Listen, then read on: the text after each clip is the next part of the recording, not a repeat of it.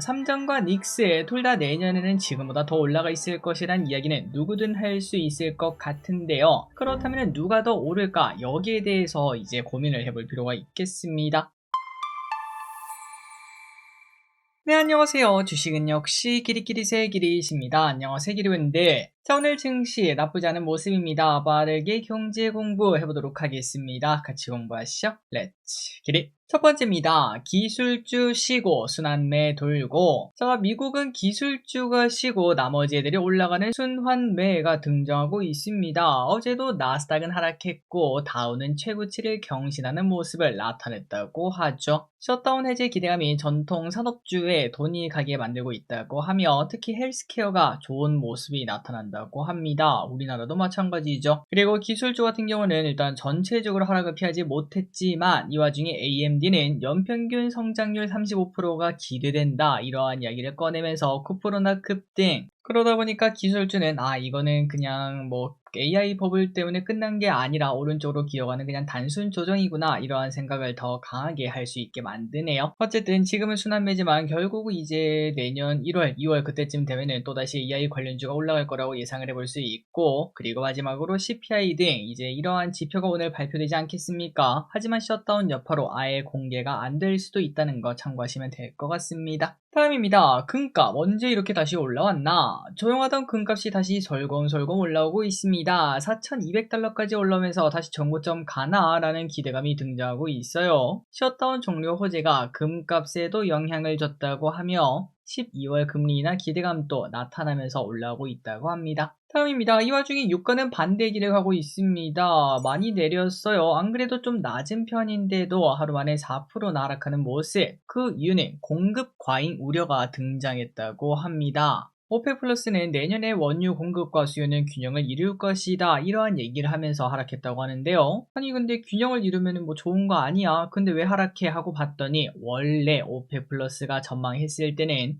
공급 부족 전망을 꺼냈었다고 합니다. 그런데 이번에 뷰를 다시 꺼냈는데 공급 부족까지는 아니고요. 그냥 균형일 것 같아요. 이렇게 말하니까 사람들이 화들짝 놀라서 유가 하락에 베팅했다 이렇게 말할 수 있겠죠. 그리고 또 이 와중에 미국에서도 원유 생산을 사상 최대급으로 많이 쫙쫙 하고 있어서 원유가 전 세계에서 넘쳐나는 상황이라고 합니다. 유가가 오를래야 오를 수가 없다고 하죠. 그래서 저는 이걸 보면서 미국은 인플레를 잡기 위해서 유가를 계속 낮게 유지하려고 하는구나 라는 생각이 들었고, 그리고 전기차 수요가 단기간 늘어나긴 좀 어렵겠구나 라는 생각도 동시에 들었습니다.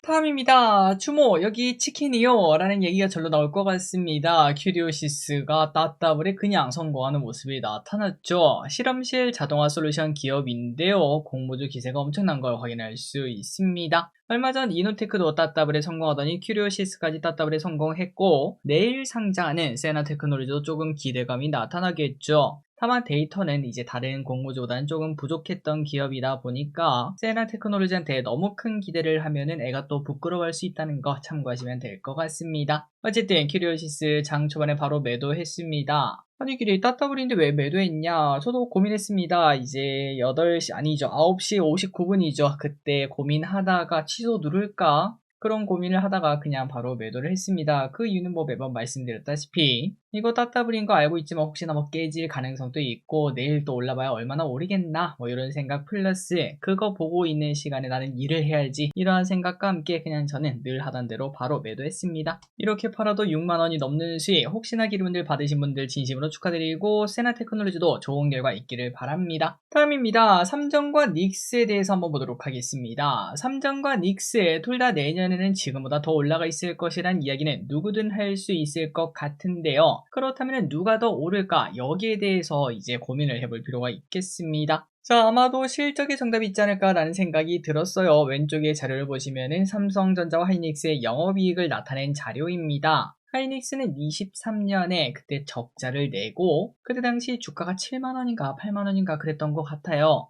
그런데 그다음부터 미친듯이 쭉쭉쭉 실적이 올라가더니 1년 만에 21년 고점을 그냥 뚫는 걸 확인할 수 있고, 그리고 올해 예상으로는 삼성전자보다 영업이익이 더 좋다는 걸 확인할 수 있습니다. 그러면서 바닥 대비 주가가 10배, 그리고 21년 고점 대비 6배나 오르는 모습을 나타내서 사람들은 아직도 역시나 하이닉스다. 내년에도 하이닉스가 더 좋지 않겠냐 이런 얘기를 할 수 있지만 하지만 왼쪽에 기울기를 보면 조금 생각이 달라질 수 있어요. 저 하이닉스는 지금까지 가파르게 올라왔습니다. 그러다 보니까 주가도 가파르게 올라왔고요. 하지만 그 반면 삼성전자는 여전히 21년 고점도 아직까지 회복하지 못한 모습이라서 조금은 더딘 모습을 나타내고 있지만 하지만 내년은 다릅니다. 하이닉스보다 삼성전자 영업이익이 더 크게 늘어날 것으로 현재 예상이 되기 때문에 그리고 이거는 평균값이거든요. 최근에 나오는 전망은 이거보다 더 높아요. 100조 이런 얘기까지도 나타나고 있습니다. 그런 상황이다 보니까 삼성전자가 닉스보다 조금 더 많이 올라갈 가능성도 분명 존재할 것 같습니다. 그리고 지금 예상을 보면은 하이닉스보다 삼성전자의 실적이 다시 재역전에 성공한다 이런 얘기도 하고 있죠. 자, 그래서 삼전이랑 닉스랑 이제 둘 중에 하나 고민한다면은 개인적으로 그냥 반반 들고 하는 게 가장 좋다, 마음 편하다 라고 말씀드리고 싶고 조금 더 비중을 주고 싶다. 만약 그렇다면 삼성전자가 이런 데이터를 봤을 때는 괜찮지 않을까? 그런 고민을 해보시면 될 것 같습니다. 다음입니다. 현대차는 안정적인 맛에 투자 가능. 자, 현대차 투자에 관심 있으신 분들 계신가요? 올해 긴 시간 쉬었다가 최근 들어 좋은 흐름을 나타내고 있는데 현대차는 이제부터 관세 부담을 덜면서 점유율 확대에 나설 것으로 보인다고 합니다. NH투자증권의 목표가 33만원을 유지. 스토리는 명확하다고 합니다. 미국 내 하이브리드 판매가 늘어나게 되고 유럽에서는 저가형 EV 출시 기대감 등이 존재한다고 해요. 그리고 지금 차트를 봐도 이쁜 모습이죠. 퍼도 6 정도 수준이고 배당도 4.5%를 기대할 수 있어서 지금 사면 마음 편한 투자 이렇게 말을 해볼 수도 있겠지만 다만 요즘 증시가 너무 좋아서 목표가까지 만약에 간다고 하더라도 20% 수익, 과연 그걸로 만족할 수 있는 사람이 많을지는 잘 모르겠습니다. 자, 그렇다면 큰 수익을 원하면 뭘 해야 될까요?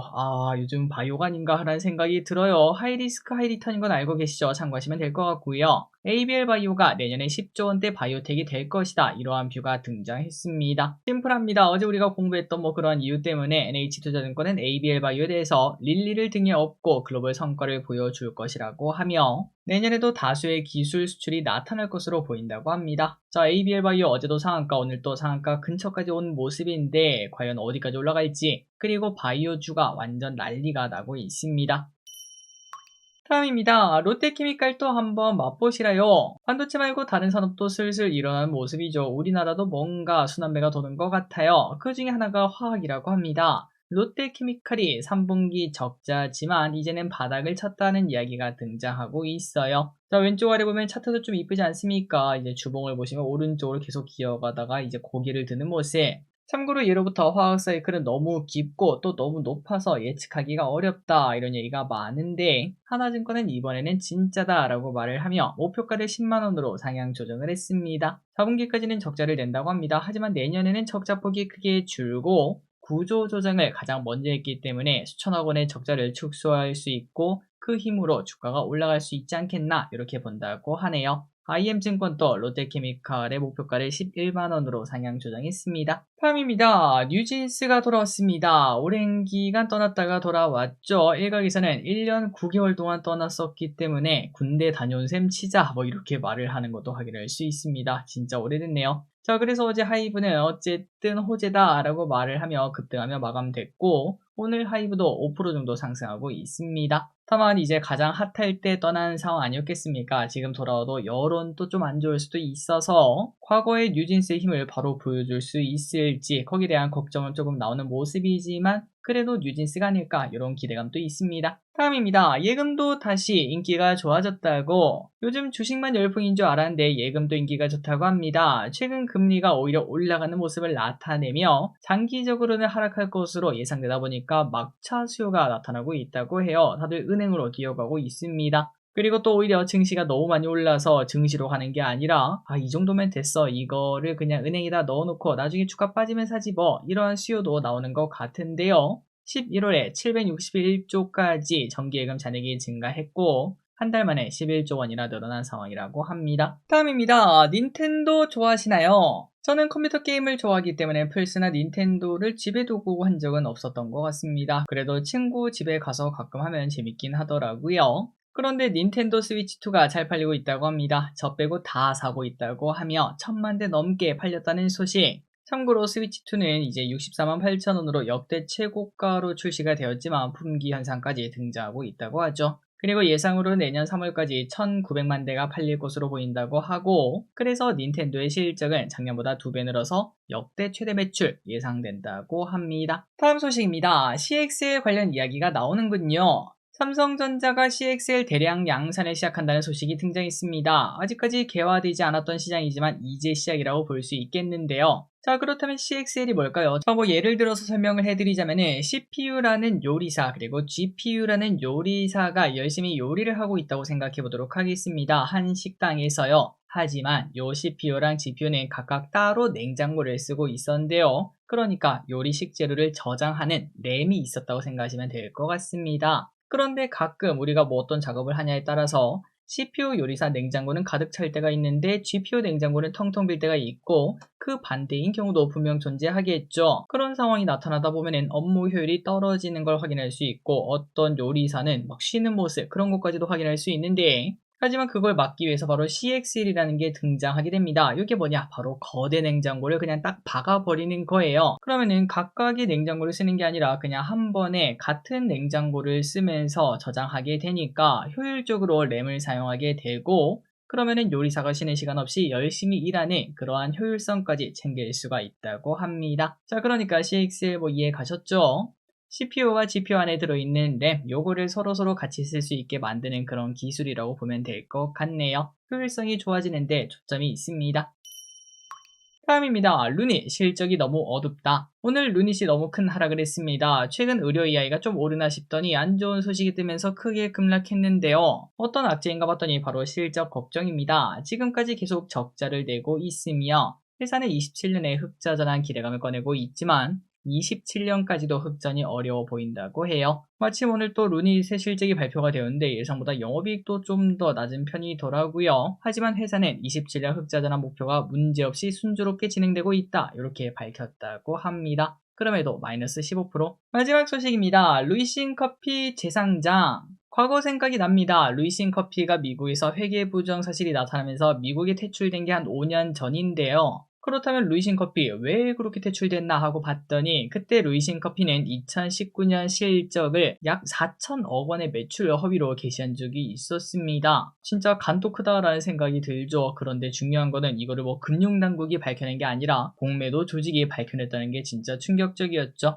자, 그때 당시 이야기를 해보도록 하겠습니다. 그때 그 공매도 조직은 1,500명 정도의 사람을 고용해서 루이싱 커피 매장에 가서 직접 손님을 세워보았다고 합니다. 각각의 매장에 손님을 딱 넣은 다음에 하루에 손님이 몇 명 오는지, 그리고 저 손님은 얼마치를 사 먹는지, 그런 것들 진짜 일일이 다 센 거죠. 그런데 그거를 비교해봤더니 야, 이거 돈이 말이 안 된다, 차이가 너무 많이 난다, 이렇게 말을 하고 공매도 리포트를 냈고, 실제로 조사하니까 진짜 분식회계를 한 걸 적발했던 그런 사건이 있었죠. 그런데 다시 루이싱 커피가 미국에 재상장을 한다고 하고, 이게 말이 되나 하고 봤더니, 일단은 그때 당시 회장이랑 지배주주 다 물러나고 전부 다 바뀌어서 이름만 똑같고 내용은 아예 다른 회사, 이렇게 어필을 하고 있다고 합니다. 근데 이 루이싱 커피가 저는 태어나서 본 적은 없긴 하지만 중국에서는 이미 스타벅스를 크게 뛰어넘었다고 하더라고요. 그리고 지금 미국에서도 루이싱 커피의 매장을 볼 수 있다고 합니다. 자, 오늘의 홍보 여기까지 끝났습니다. 항상 관심에서 진심으로 감사합니다. 지금까지 길이셨습니다. 빠이요.